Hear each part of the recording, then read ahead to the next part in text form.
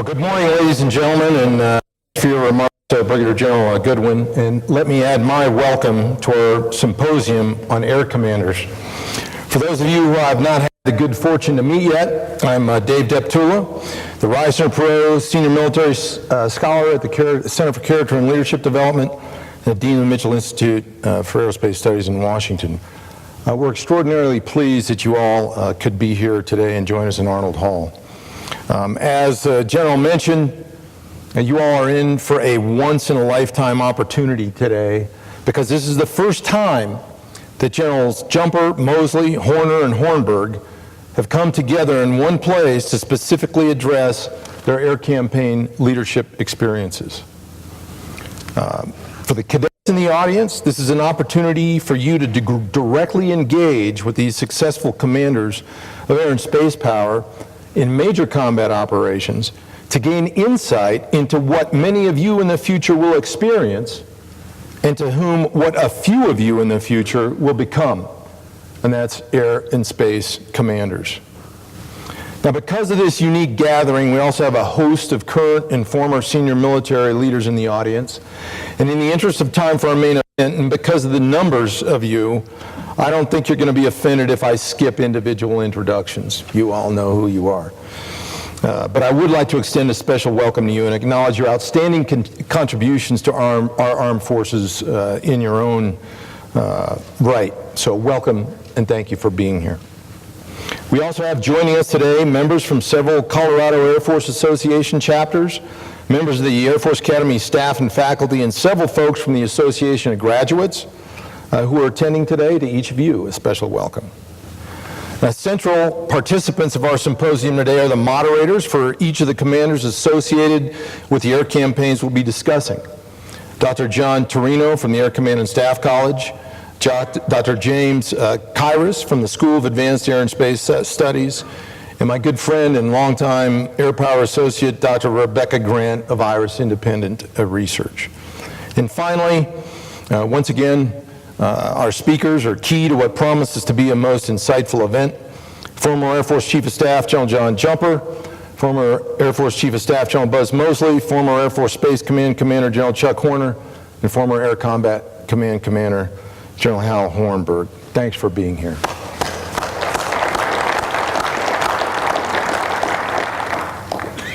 Now, the basis for this symposium is Dr. John Olson's book, Air Commanders. John's a colonel in the Royal Norwegian Air Force, and he's currently the Norwegian Defense Attaché to the United Kingdom, and his official duties prevent him from being with us here. But I commend his book to each of you. Our symposium focuses on the personality traits and leadership styles of the senior airmen who commanded air and space forces in combat. Not to embrace or defend reputations, but to better comprehend their challenges by placing those within a political, operational, organizational, and doctrinal context. The plan of attack is for the respective moderator for each air commander to give you a short background of their career, introduce them for their remarks and perspectives, and then for them to answer your specific questions as time allows. Each case study uses a specific campaign as a starting point, but we'd like to focus the discussion on the life and times of the air commanders who gave those campaigns their unique character. The intent is to help answer such questions as, what does it take to command an air campaign? What are the qualities required in terms of personality, leadership, and expertise? What kind of training, education, and real-life experience did these air commanders have before they were put to the test? How did these factors influence their concepts of operations? And finally, what can we learn from their command experiences?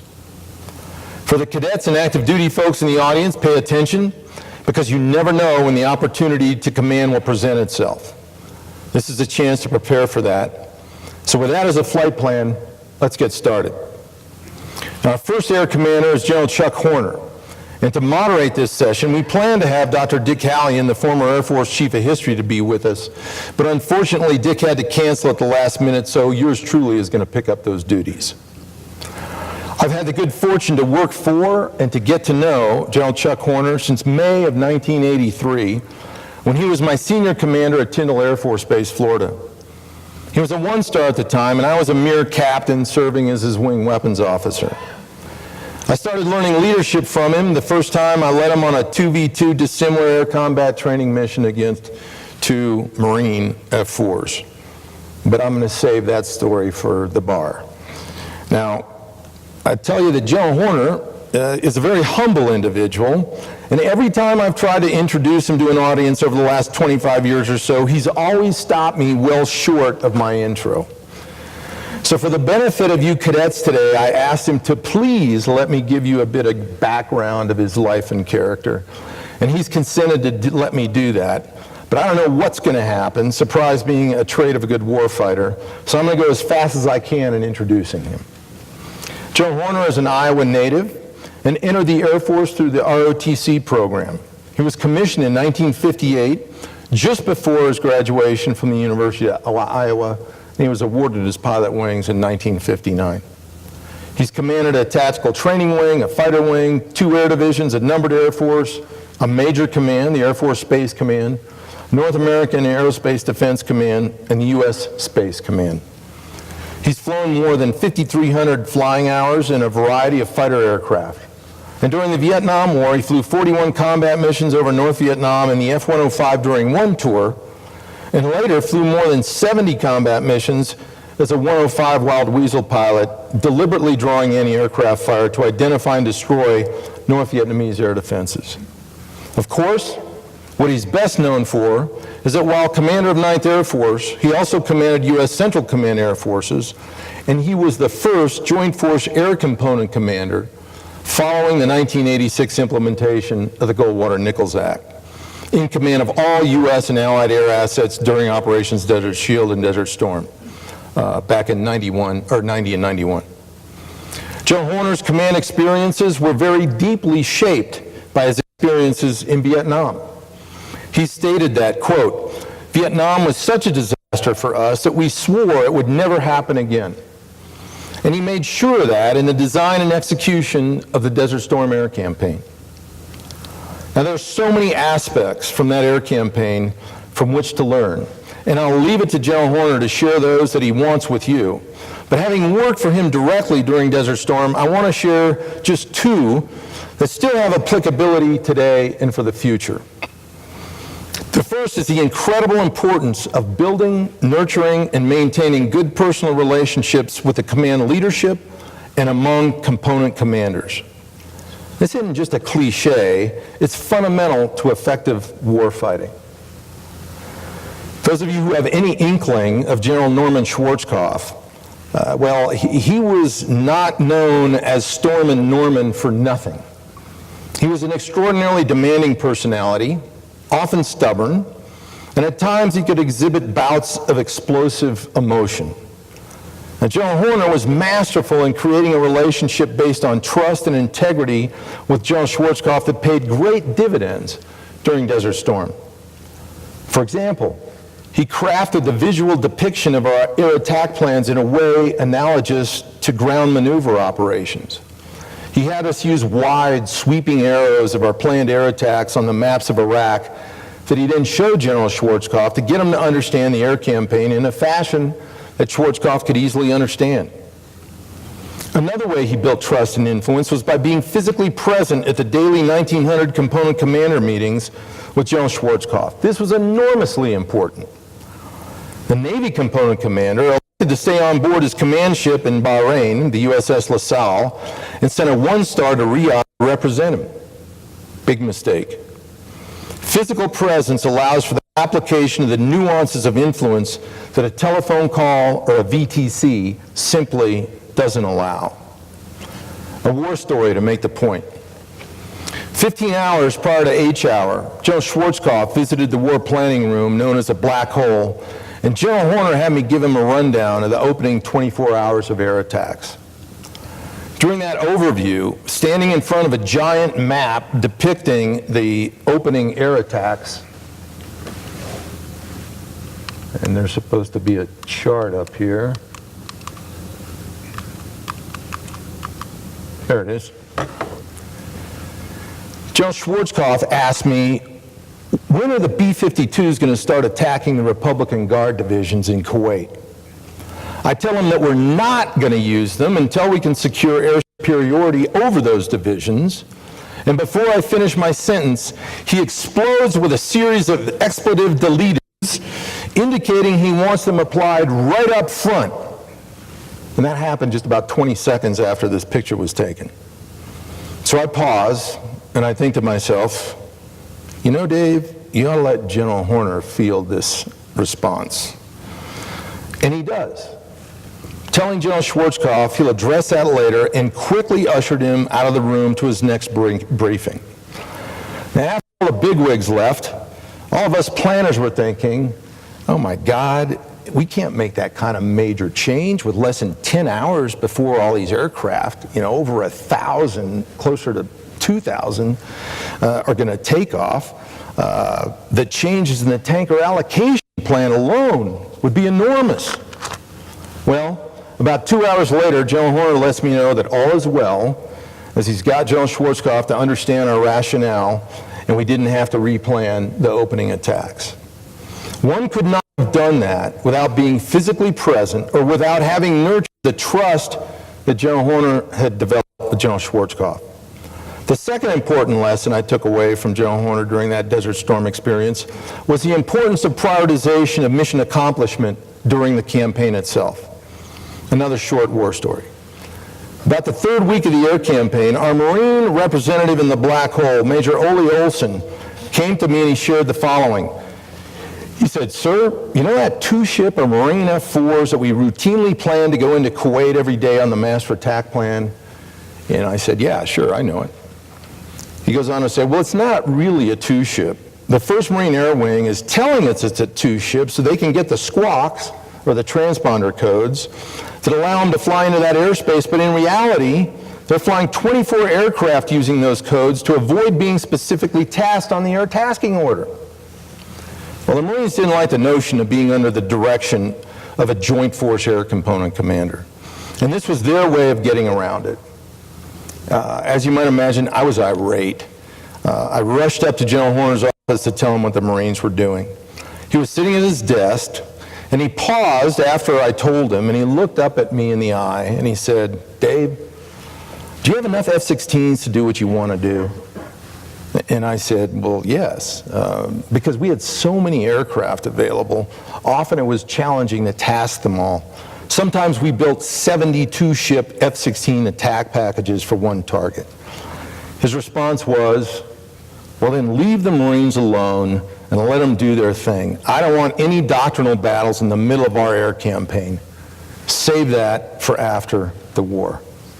Now, these are just a few of many, many lessons that General Horner exhibited during that air campaign.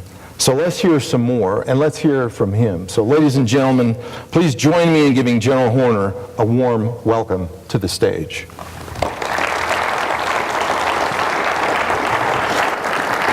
Can you sit down? Okay. Dave Deptula has never been a mere anything. The man has a huge ego. Well, I'm going to talk a little bit today, and the first thing I thought I'd share with you is my first combat sortie, April of '65. I was a pretty experienced fighter pilot, captain, and went over to Krat, and so we were supposed to hit the Vin oil refinery. And so went through the briefing and all that, and I was scared. And I wasn't scared of getting killed or being shot down or anything like that. I was scared I'd screw it up. And I think most everybody that's been an athlete or things like that have that same kind of fear. So, okay, we roll in, going south to north on the roll in. I'm two, number one hits the big oil tank where they're stored, and I look down, here's this beautiful refinery down there, pipes and towers and condensers.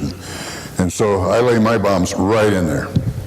And so pulling off, I got to turn right to go back over to the water, and I look over my shoulder, and my bomb's dead center, perfect, and there's crap going all over the place, and God, I'm feeling good. And I look up to see Peter, and I can't find him because all this black, greasy smoke between me and his airplane. And then, as I'm looking over here, I see this orange tennis ball go right by my canopy. I could have reached out and touched it, and it was a 37 millimeter.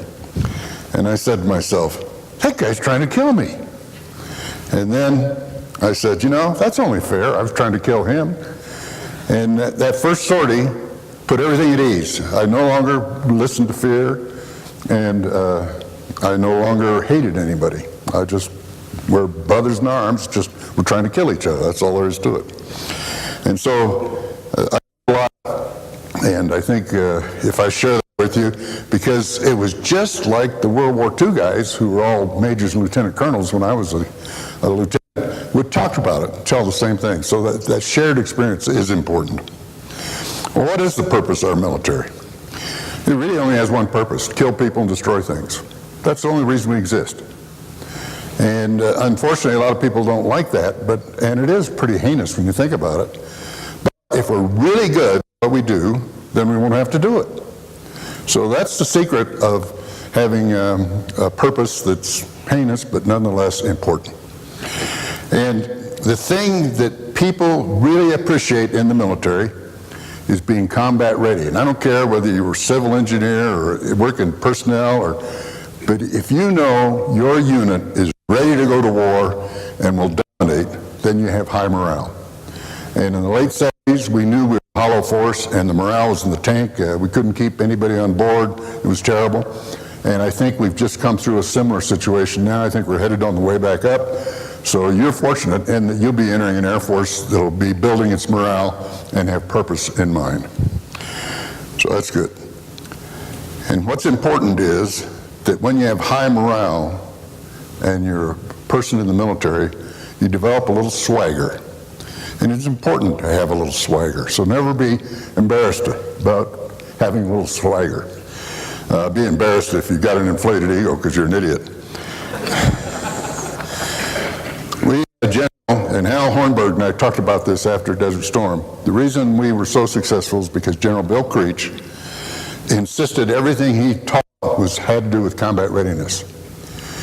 And so pay attention to the things that give combat readiness. For example, he was an absolute fanatic about wear the uniform, military courtesy, military discipline, and facility appearance. And the reason it was because it promotes pride. Pride in yourself and pride in your unit, and that's important. The other thing is he'd fire any wing commander who committed one of two acts.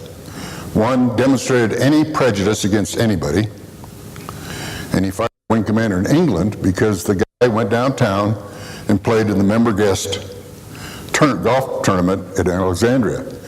And the guy was doing a great job. And Creech says, you know why you're getting fired? And he says, no. He says, you played in the member guest. He said, played in the member guest? I was doing community outreach. And he said, look it, how many black people belong to the Alexandria Country Club? He said, none. He said, how many of them work for you on the base? He said, about 800 or 1,000. He said, what message were you sending part of your own command? He fired him. Now, he rehabilitated him later, but nonetheless, that was a stark message. The other thing he would not tolerate is losing temper. If you lost your temper, he would fire you. He did give one exception. He said, you cannot be married and not lose your temper. Well, we went to Desert Storm with this very combat-ready force, built by Bill Creech. And we went with generals who all had been in Vietnam. And we learned the lessons of Vietnam. For example, I was at Camp David with Schwarzkopf, Powell, and Dick Cheney, and we briefed President Bush about what we could do after Kuwait fell. And the president, first the cabinet talked, and they asked the stupidest questions I've ever heard, but nonetheless, they were the same questions that the press started asking once we deployed. So I understood what the purpose of the cabinet is then. So Bush never said a word, and then finally, he was looking around like he was sort of daydreaming, and finally he started asking questions. He was asking questions about avoiding loss of life, and I thought he meant American life, and then I decided, oh, he means Allied life, and then I realized he meant also Iraqi lives. So that made my heart really pump my chest, because we'd been in a war in Vietnam where body count was the measure of merit. That's obscene. So believe me, our whole campaign planning and everything was designed to defeat the occupied forces in Kuwait, make them withdraw, and try and do it with as little life as possible, and I think we did succeed on that. But the important thing is, the President of the United States eventually gave us, our first goal was to defend Saudi Arabia and the Arab states, and then we also knew that he intended to liberate Kuwait. And so his political objective then for us in our offensive planning, which Dave was key in, was how do we liberate Kuwait? He did not give us a mission of taking Saddam Hussein out, or if Saddam Hussein died in combat, great, we'll build a statue for him.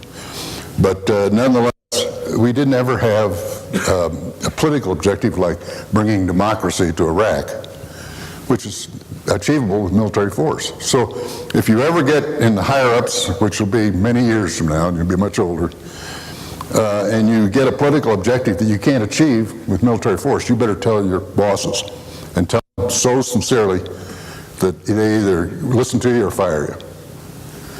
Because that is the key to any conflict. The next thing is Vietnam dragged on and on and on and on and on. And that's not good, as evidenced now with Afghanistan and Iraq. The American people want their conflicts over with. And World War II, the big war, only took 4 or 5 years for us.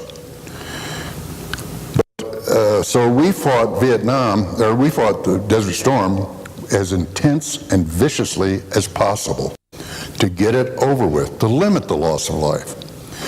And we were flying day and night, 24 hours a day, every day of the week, thousands and thousands of attack sorties every day, and be unrelenting, because once you loose the dogs of war, you can't put them back in the cage.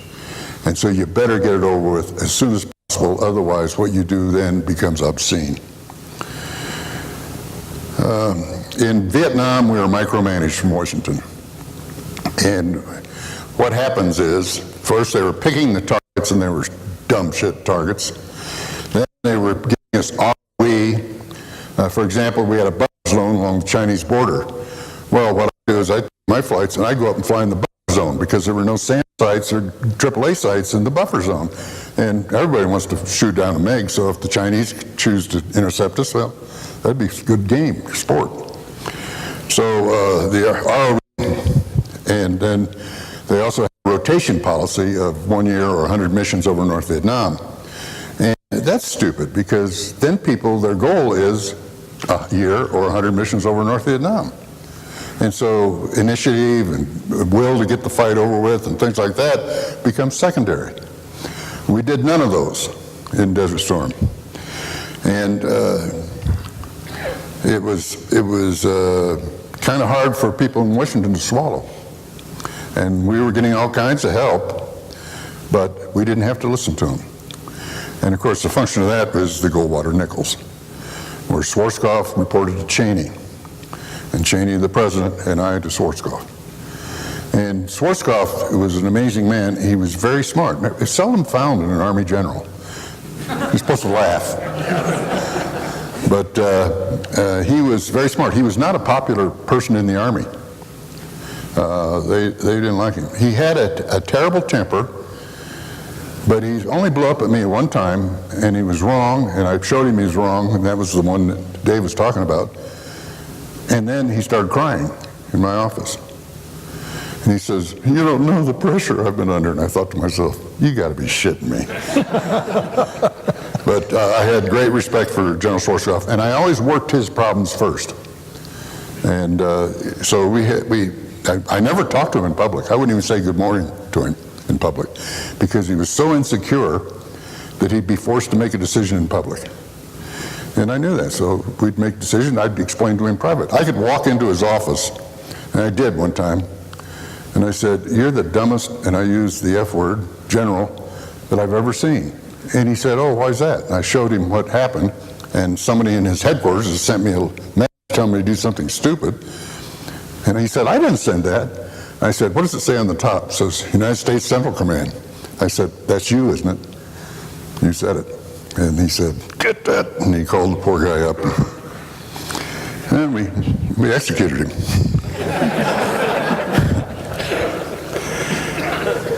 The other thing about Goldwater's-Nichols and the fact that we'd all be in Vietnam was that Walt Boomer from the Marine Corps, John Yosak from the Army, who'd also gone to War College with Colin Powell and myself, and Stan Arthur from the Navy. Now, the first Navy admiral we got over there was a 3-star Imperial.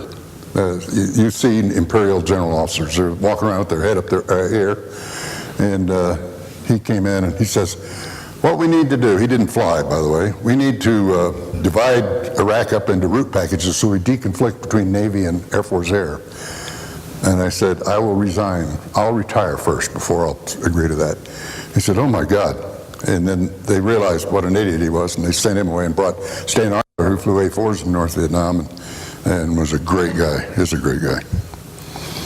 The other thing that we did is, and this is a Creech thing, is we decentralized. For example, the Black Hole picked the targets. Deptula ran the strategic air campaign. I didn't. Now, if I thought he was doing something stupid, I'd tell him, and I'd come down and see him, and he would exceed the fact that I was right, always. Never happened. And then the other thing about air operations is we run a flat operation. We have the ATO, which is the wishes of the commander, air commander, and then we have the flight leaders, and everybody else in between is there to support their operations. And the flight commanders made the decisions. If they didn't want to hit a target, all they had to do is let us know. They would not be criticized. There's tremendous freedom when you give people responsibility. And you don't have to beat up on good people. If they screw up, they'd feel worse about it than you could ever make them feel. And the dumb ones won't take responsibility for making a mistake. They just make excuses. So don't ever beat up on somebody that makes a mistake. If they're smart, they'll fix itself. If they're dumb, get rid of them. It's as simple as that. The other thing is we had combined force. Now, most of the Arab states, we had Bahraini airplanes, a lot of Saudi airplanes. We had UAE flying their airplanes in our ATO. And they were a little bit suspicious of the Americans.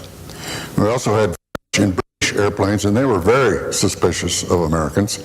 And then we had Canadians who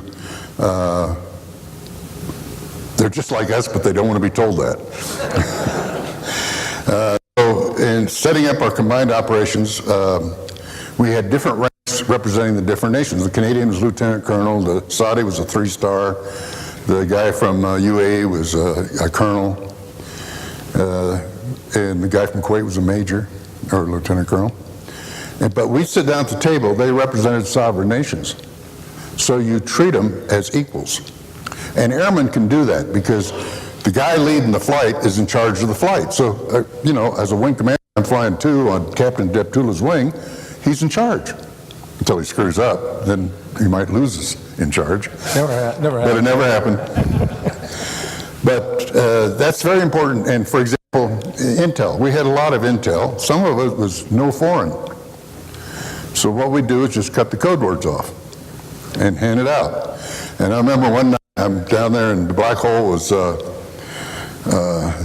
young prince, the tornado pilot, blew a knee.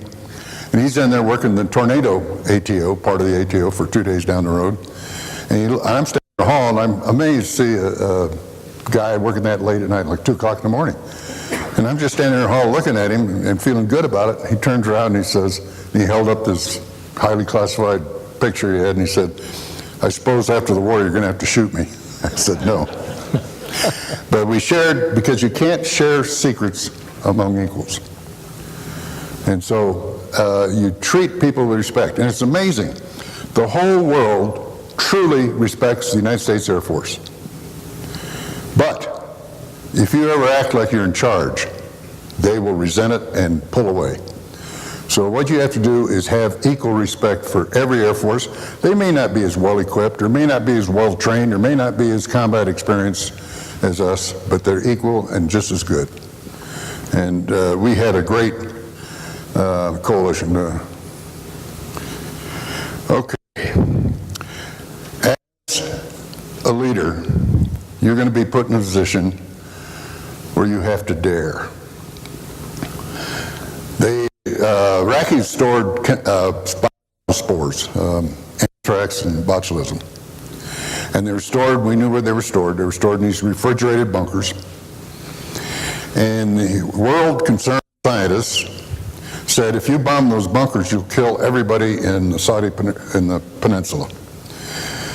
And while I didn't believe that, there is a serious issue with bombing spores and spreading them around. And so Cheney came over with Wolfowitz and Powell, and so I was scheduled to brief them on what were we going to do about the biological spores. And they scheduled 15 minutes. So there was Schwarzkopf, Cheney, Powell, and Paul Wolfowitz, who was the policy guy. And there's me standing there briefing them. Well, the brief, as it went, became immediately obvious that Powell and Wolfowitz wanted nothing to do with the attack. Schwarzkopf in the whole briefing never said a word. And Cheney asked questions. The briefing went 3.5 hours and it was basically just questions about what if. And I was either for or against the bombing, but I felt for me the deciding issue is, do we allow the enemy the initiative on going to use this, or do we take away that initiative from him? And so I was arguing probably we ought to do it, and I talked about the methods that the black hole people had worked out that would minimize the spread of the disease. The other thing is, the world scientists, when you put a bomb on the ground, they put death and destruction 360, and we all know spores are going to go downwind, so we're always going to bomb them when there was a south wind, so it wouldn't come to Saudi Arabia. And we'd bomb it in the morning when there was no wind, and we'd put in a bunch of fire bombs in there to kill as many of the spores as we could. Well, the vote was kind of, Cheney was undecided, Schwarzkopf never indicated, and Powell and Wolf was against it. I was kind of for it. And then I realized Wolfowitz was extremely pro-Israel in his outlook. And so I said, you know, we may kill some innocent civilians with this attack, but there's got to be a penalty to the country that builds and stores these horrible weapons. And that penalty, of course, is they run the risk of killing their own citizens. Not that it really mattered to Saddam Hussein, but at least it sounded good when I'm standing there. And Wolfowitz realized that I was talking about Israel being a victim to these attacks. And so Wolfowitz changed sides. Well, Powell never loses an argument. So he changed the subject, tried to. And finally, the meeting ended. And we went on to another subject. Well, afterwards, we bombed the spores. But they weren't there, because Saddam Hussein said, those guys are crazy enough to bomb these things and it'll hurt our own guys. So they destroyed all the spores. We found out after the war. And I got to thinking, I said, you know, if those spores had gotten released and we killed a bunch of Iraqi civilians, I'd be in front of some war crimes trial board somewhere sometime. And sometimes you're going to have to step up to those decisions. And they're not very pretty, and they're not very nice, and there's no right answer. But if you're in charge, you be in charge. Don't let somebody else be in charge for you.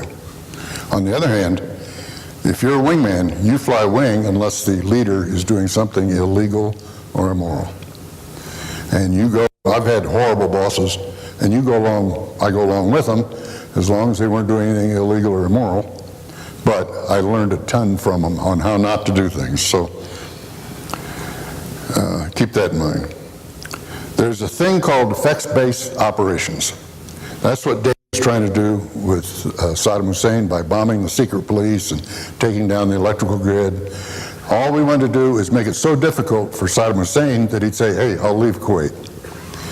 Well, after the war, I happened to be having dinner with the chief of Iraqi military intelligence, who was with Saddam during the war, but had to leave in '97 because he was going to be executed. And we were talking, and I said, how come Saddam announced that he'd won the war afterwards? And he says, you don't understand. Saddam didn't care about Kuwait, didn't care about the Iraqi soldiers. All he cared about was staying in power. And the way he stayed in power was through the Republican Guard. And you were decimating the Republican Guard. You'd get these reports back in, and they're down like 50%, things like that. He says they were being destroyed. And he knew if they were destroyed, the shield would uprise and he'd be drawn in quarter someplace and lose power. So when you stopped the attacks on the Republican Guard by the moratorium, he won because he was still in power. And you remember, we never had to have the ground war. Remember that he tried to withdraw from Kuwait before the ground war started, but Colin Powell said, oh, if they do that, the Army will never get in the war. So he said, well, you have to be able to withdraw in 24 hours. Let me tell you something. The Army cannot take down a tent in 24 hours. And so as a result, we had their ground war. And they call it the 4-day war. Why'd they call it the 4-day war? It's because to a land guy, it ain't a war if you don't have armies fighting each other. That's the only thing constitutes a war. And be aware of that. Understand the thinking of the other services. They're all valid, and we are just as wrong on things as they are. But if you understand where they're coming from, why they think what they do, believe me, it'll make your life much easier, and you'll be able to work with them, and you'll develop trust and confidence. Well, let me talk a little bit about you as people. We had a guy, Jerry O'Malley, who always told us when you made general, dance with the one that brung you. And what he's saying is, people in the military think when they get promoted, they got to change who they are. My wife told me when I was a major, if you ever start acting like a colonel, I'll divorce you.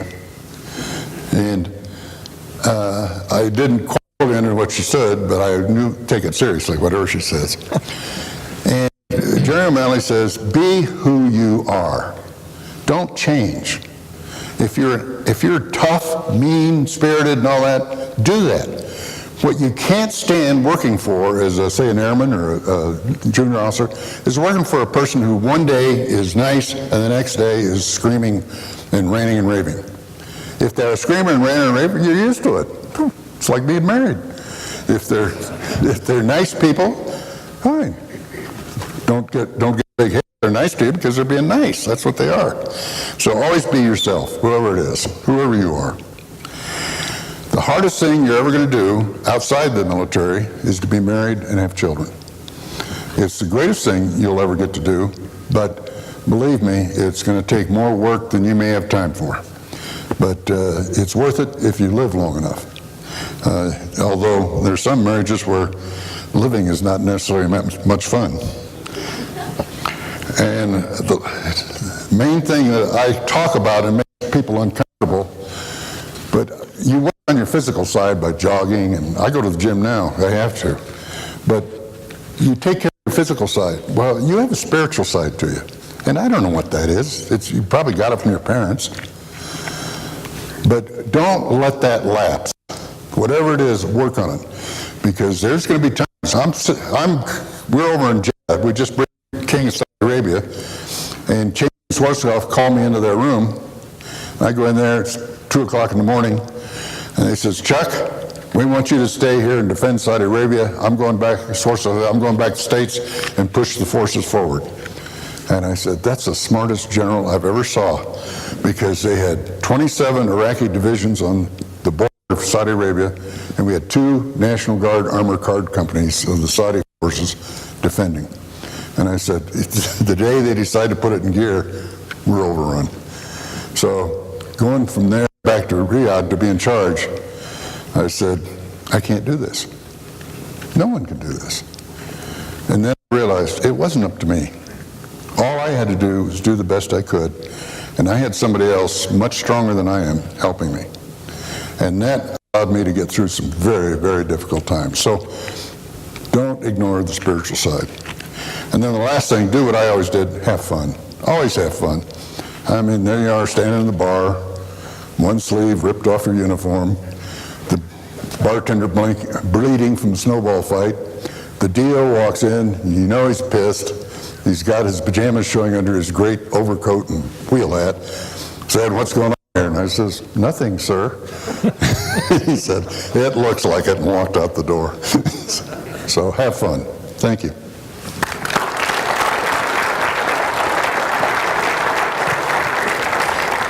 Okay, folks, cadets, it's your opportunity to engage General Horner in your questions. We have 2 mics up there, so if you have a question, please go up to the mic and ask it. Yes, sir.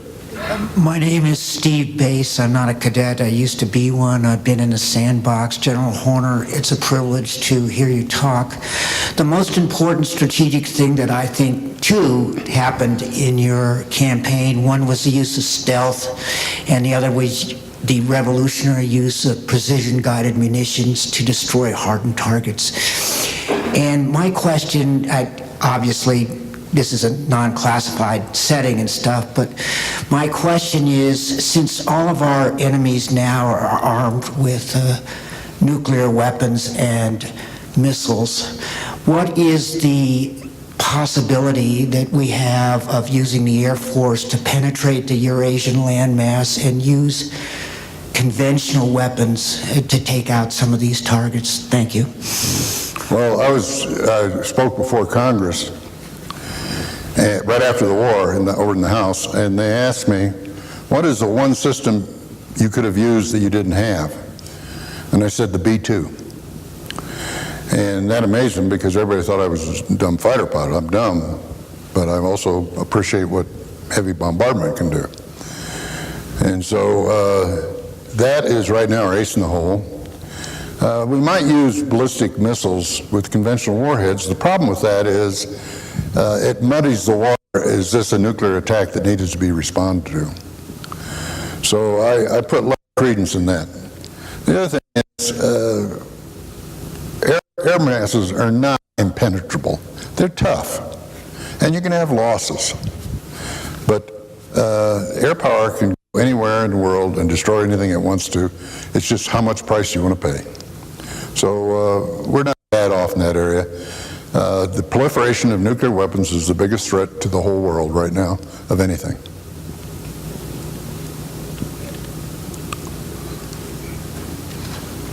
Good morning, sir. My name is Cadet First Class Julius Vashanuga. I'm in 11. I'll be headed to pilot training after I graduate in the fall. My question draws its basis from what General Deptula said in the beginning. He posed the question that we need to answer at this symposium as one of them as what kind of education, training, etc. prepare you for commanding an air campaign as an air commander.